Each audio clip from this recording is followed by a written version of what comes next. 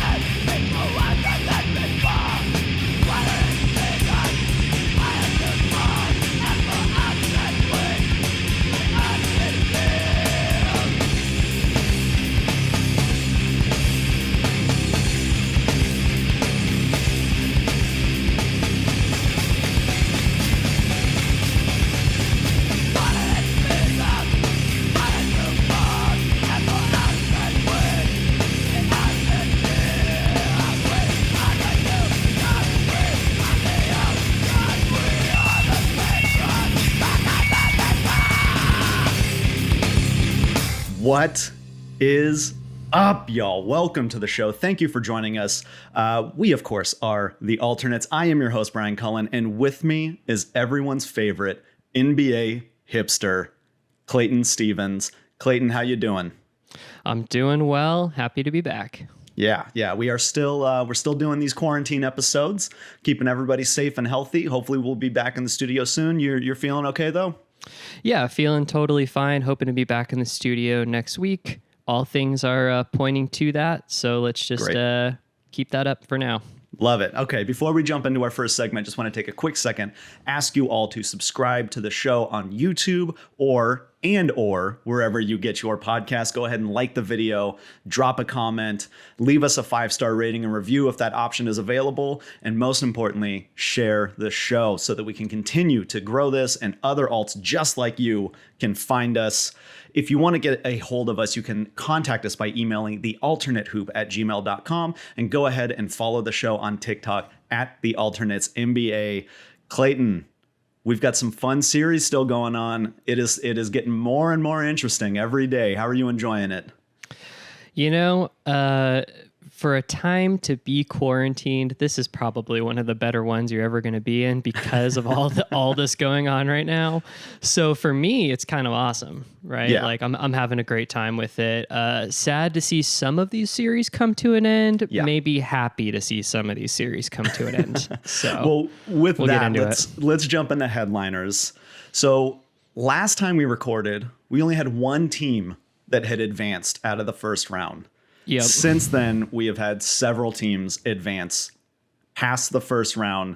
So, as we've been doing in the postseason, we're playing a little stud, dud, flood. But what I want to do is look at the teams that advanced this week and name one a stud, name one a dud, and then we'll have the overreaction flood to one of them. So we had the Heat move on, eliminating the Hawks. The Warriors took out the Nuggets, and the Bucks put the Bulls down to advance to the semis. Which one of those is the stud? You know, I think this one's actually a pretty easy call. It was the Warriors and Nuggets, right? Yeah. The series started off really slow. It felt like the Nuggets had no counters to the Warriors. I was calling for it early. They're gonna find something. They're gonna figure out a combination.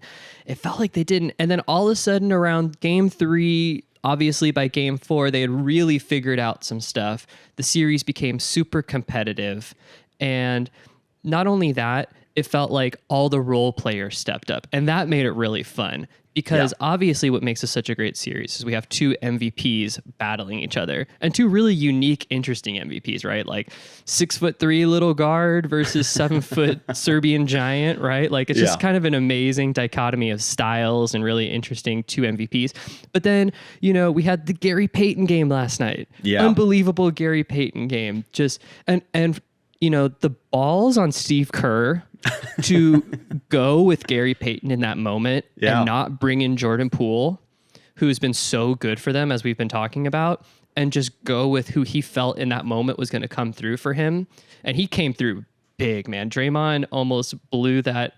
He had a wide open dunk, passed it out to Gary Payton. Gary hits the huge three. His dad's losing it on the sidelines. Just awesome, right? And then on the Nugget side, crazy boogie game. We had the Austin Rivers moment. We had Monty Morris hitting some big shots. You know, just lots of fun players and just a really fun series. I kind of wish that Denver had found a way to win a game earlier so that we could have gotten another one out of this, because it feels like these teams are actually pretty well matched.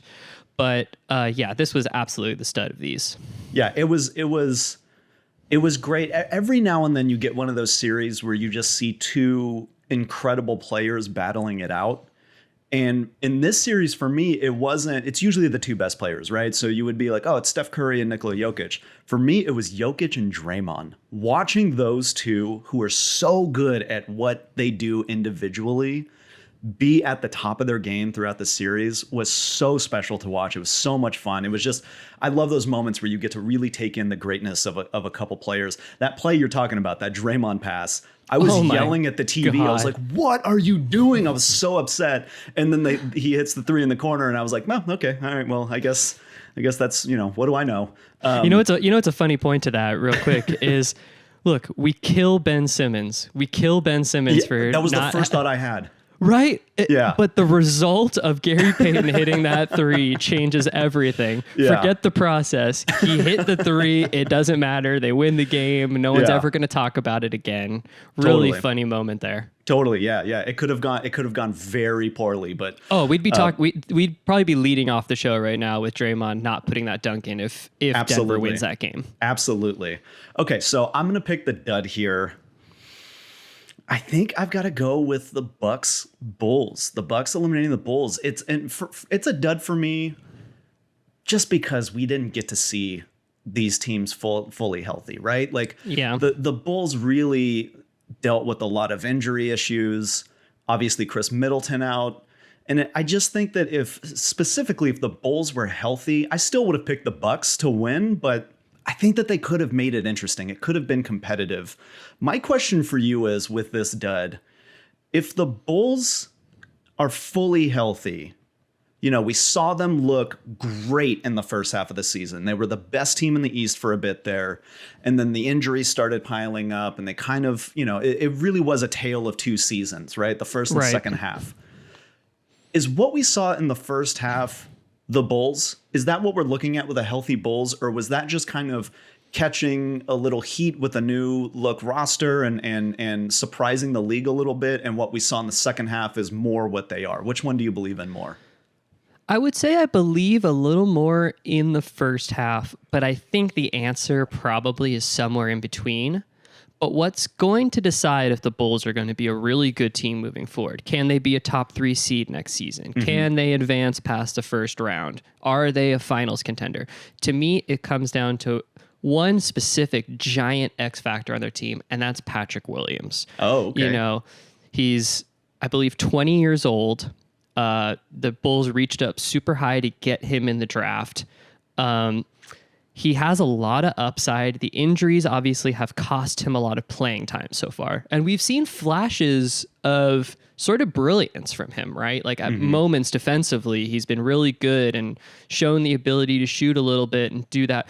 If that upside can actually come through for them, and the Bulls can maybe cash in a couple of these pieces, find some role players that fit in around the team better, I think that's what's going to move them forward. Because I think, you know, Levine, Lonzo, Caruso, Vucevic, all those moves they were really good, right? DeRozan, like these are all really good moves. And what's going to decide how good those guys can be is who's around them and the upside left in these young guys.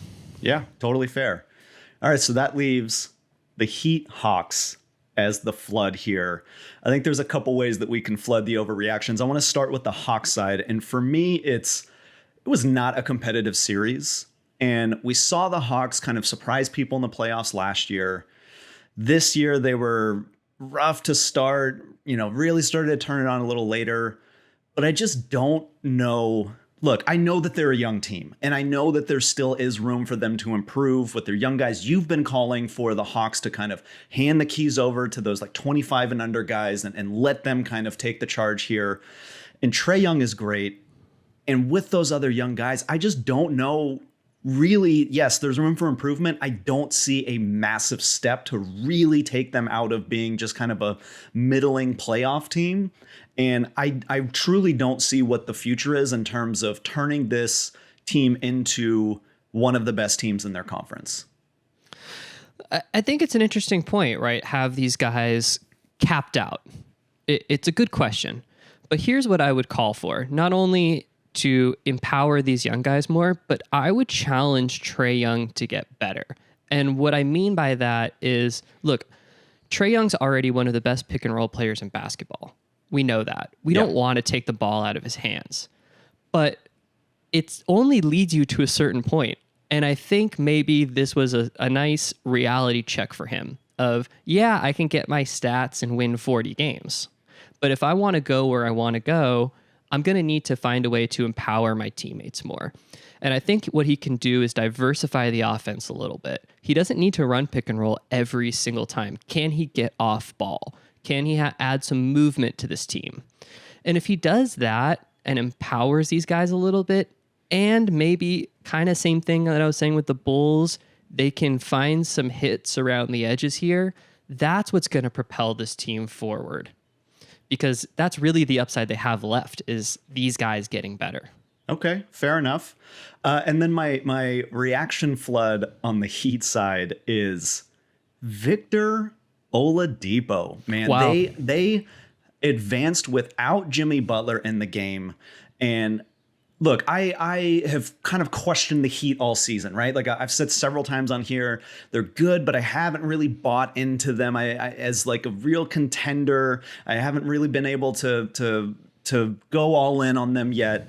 And for me, the biggest question, I think the reason what was holding me back was, yes, Jimmy Butler's good and they have other good players, but who's that like really second dominant guy? Like who can do it when Jimmy Butler has an off night? Who can do it when he's out?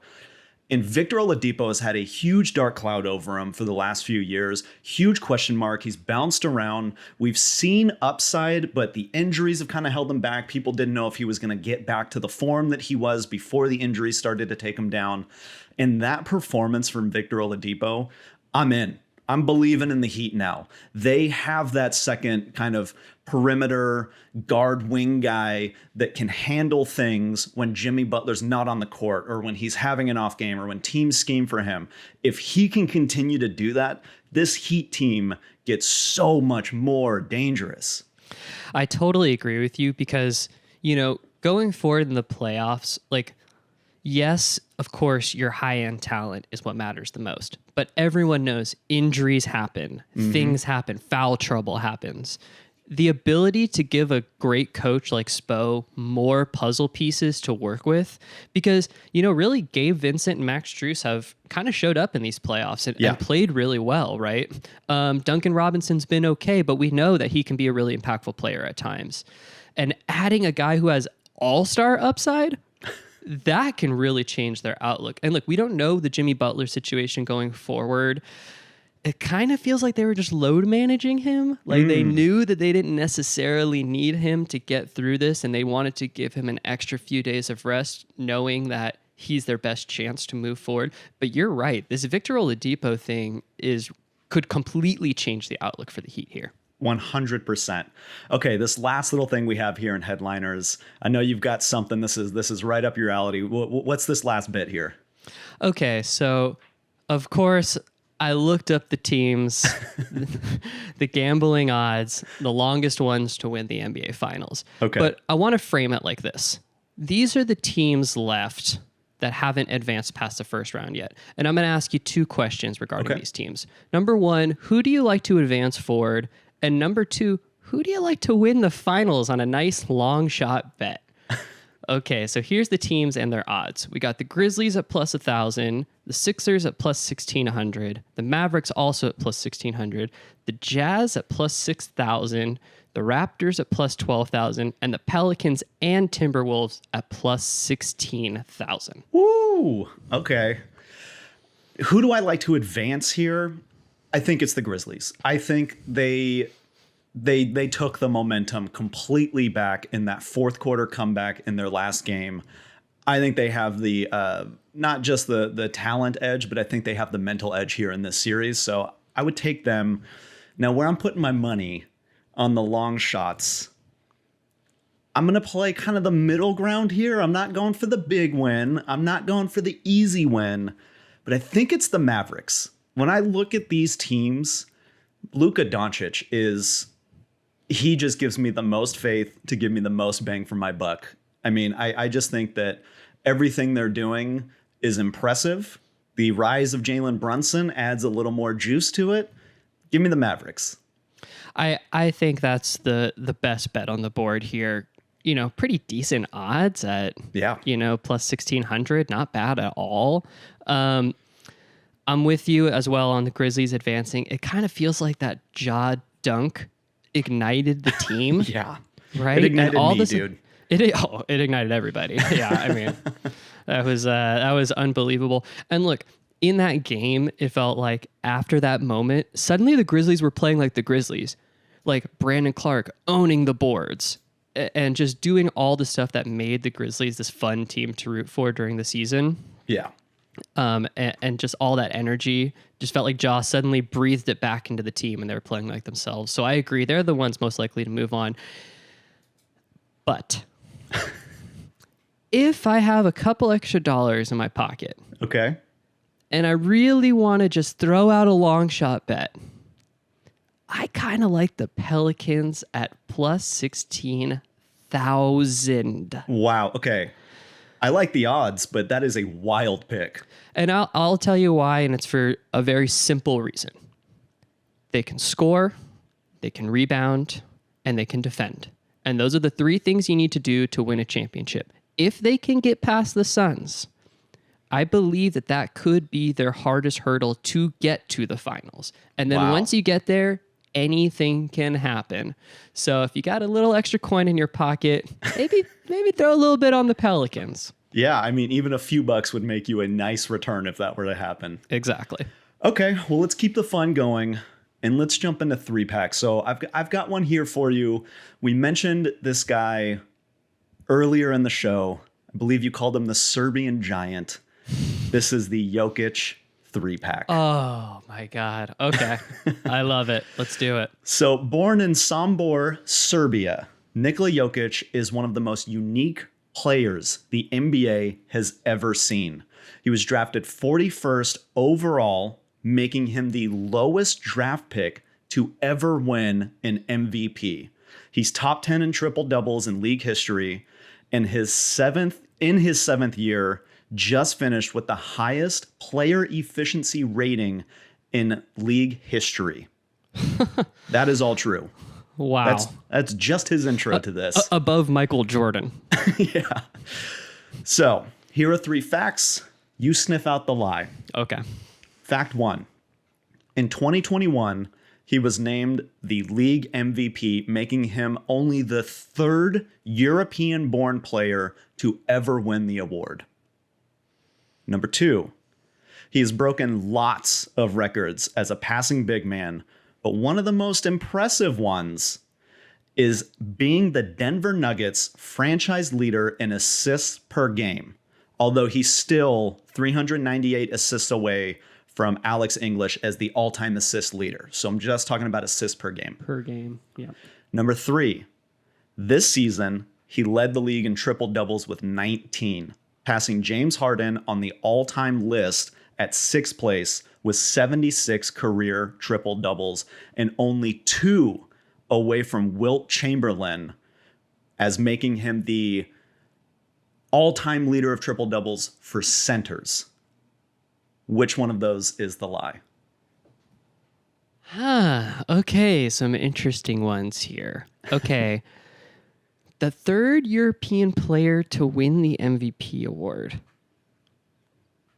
That one, it's funny because I don't think that's the lie, but I can't think of who the other European MVPs are off the top of my head.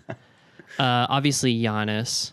Okay, let me come back to that one. The second one, Denver Nuggets franchise leader in assists per game. Alex English being the all-time assist leader definitely makes a lot of sense. He would have been my guess. And then third here, led the league in triple doubles, passing James Harden. Holy shit.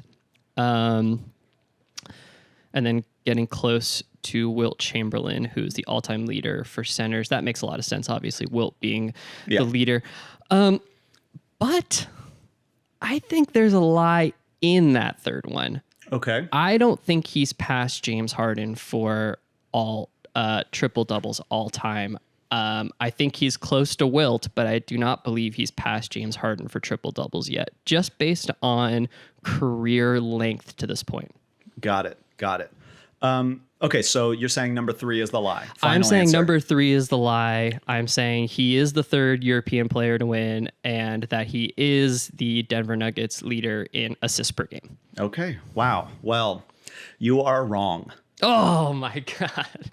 So he did pass James Harden on the all-time list. That's quite an accomplishment, really. Yeah. That's unbelievable. Insane. When I was looking this up, I had to double check it because I looked at when he was drafted and I was like, he's really been in the league for 7 years already. It feels like he's like a 4-year player or something at this point. Well, you know what's funny about that is, remember when he came into the league, he was playing with Nurkic. Yeah.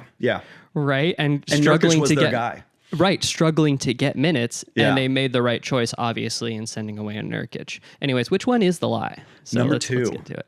Number 2 is the lie. So he is top 10 in assists per game. Alex English is the all-time assist leader, but Nikola Jokic is not the franchise leader in assists per game. Can I guess? Yes, I was going to say, take a guess. You'll never guess it, but... Interesting. Okay. I have a really off-the-cuff guess here, so maybe I will. Nick Van Exel. Holy shit, yeah, that's who it is. Wow. How about that? Wow. How about that? That is impressive.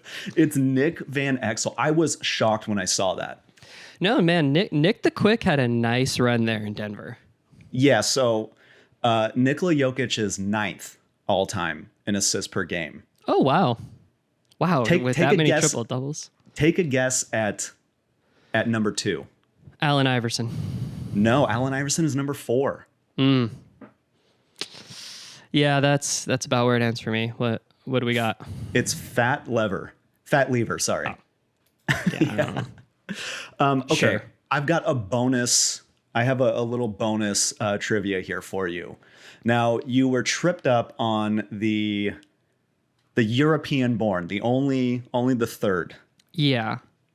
He's also only the 6th international player to win the MVP. So, you named the other European. Who is the third European-born player to win MVP? We had an episode named after him this season. I was gonna say, is it Dirk? Yes. Okay, Dirk won one, right? Yeah. Okay. Now, as I said, 6th international. Can you name the other 3 international-born players that won MVP? Kobe Bryant. Nope. Because was he born in America? Is that? Yeah. Okay. Steve Nash. Steve Nash. Sure of that yes. one. Yes. Okay, so I'll start giving you some hints here. Yeah. This other one, the last 2 are big men. This one, Hakeem Olajuwon. Hakeem Olajuwon. I was going to say, so we have the Sombor Shuffle. This other one has a move that was named after him as well. Now, this last one is tough. This one really threw me off when I saw it. He won Rookie of the Year when he was drafted in, what year was that? I probably should have looked that up. He is probably the greatest. 90s, Okay. Into the 2000s. He retired a few years ago. He is definitely top 5 in his position, but he is known as the greatest player of his position. Very fundamental player. Tim Duncan. Tim Before you Duncan. said it, as soon as you said that, I knew it was going to be Tim Duncan. I Tim should have Duncan. thought. I forgot that he was not American born. Virgin Islands. Virgin Islands. I knew that. I didn't know that. Yep. Or maybe I knew it and I forgot it. But yeah, very interesting. Okay. All right. Well, you. I lost it, but hey, you got to give me credit for Nick Van Exel. That's a deep pull. That is a deep pull. I might actually just give you today's win because you were able to pull that out. That's wild. Okay, good job, dude. So last segment here. It's time for you to shine. Let's get to the Casino of Clayton in this week's Bet Brains. All right. So before we get to this week's bets, we got to, of course, wrap up last week's bets. So we had the Celtics at Brooklyn, Game 4, everything on the line. I had Kevin Durant going over 42 minutes played at plus 125 odds. You loved this bet. Loved it. You put 100 alternates dollars down. It hit big time. He almost played the entire game, 45 minutes and 54 seconds. Steve Nash got him like 30 seconds here and there. So yeah, you won $125 on that one. Congratulations. Thank you. Okay, and then the next one here, Sunday, I had the Suns at New Orleans. Chris Paul going over 15.5 assists, quite a high number, plus 200 odds. You didn't love this one. You only put 25. You sniffed it out. It lost. He did have 11 assists, though. Not bad. Yeah, not bad. Not enough to win. Not enough to win, exactly. Do better, Chris. Do better. Yeah. And then, of course, the last one here, Miami at Atlanta. I had anyone besides Trae Young leading the Hawks in scoring. You also loved this bet, to your credit, at plus 400 odds. You put 100 alternates dollars down. Trae Young scored 9 points? Yes, sir. In an elimination game? Yes, sir. Very ugly. Open the floods. We're doing reaction floods. We're doing financial floods. Just open them all. Yeah, and the leading scorer was DeAndre Hunter, one of my favorites. 24 points. You put down 100 alternates dollars. You won 400. Congratulations. Great couple wins for you. This is how I win. Okay, so I got some fun ones here. Obviously, there's a lot to be determined, so there's not a ton of games to choose from, but I really like this first one because he's always a hot topic when the playoffs come around. On Thursday, tonight, Philadelphia at Toronto. We talked about it. Biggest game of the Process Sixers history. I have Danny Green over 2.5 3-pointers made plus 125 odds. If they're going to win this game, I feel like Danny Green needs to hit some shots. Agreed. And I think the added twist to this is I think he's going to get a little bit more of a shot at this than he would have if they were playing in Philly, because Matisse Thybulle will not be playing any minutes in this game. That's exactly right. So they will have to open up a little bit more. James Harden has not been great. So they're going to have to find some stuff around the margins in a really, it's not an elimination. It's an elimination game for the Raptors, but a absolute must-win game for Philly. You can't really take too many chances on trying to heat up, hoping that James Harden really comes through big for you. Give me this, put $50 on this one. Okay. Danny Green has caught a lot of heat in his career for, some fumbled mistakes and poor performances, but he's also a guy that doesn't get enough credit for coming through for his team at times as well. I like Danny Green in this game. Yeah, and we've seen the three ball be the difference for him and for his teams a lot of times, right? When he hits those threes for San Antonio and now for Philadelphia, they tend to win. And must win. We're looking at their coach, Doc Rivers, and we know that Doc loves veterans. He loves guys that have been around the league. That's who he trusts most. So I think he's going to rely on Danny Green in this game. Yeah, and we don't need to get too deep into the Doc Rivers comments about his teams blowing 3-1 leads, but I gotta mention this. I thought it was so funny that his point about the Magic were that they stunk. Yeah. He's like, well, that team wasn't good. It's like, you're just shitting on your team. It's kind of weird. Yeah. I had the same thought. I was like, to my point, that team sucked. Okay. I took offense for several reasons on that one, obviously. All right, what's our next bet? Okay, next bet here. Grizzlies at Wolves going into Minnesota. Obviously, huge game for Minnesota. Let's just do the total points. Right, so this is, okay. I have it at over 228.5 plus 200 odds. Okay, all right. So if we're doing a split down the middle, I need each team to score 115 points in this game to win. Now, both teams have the potential of being great defensive teams. Both have the potential to score the ball really well.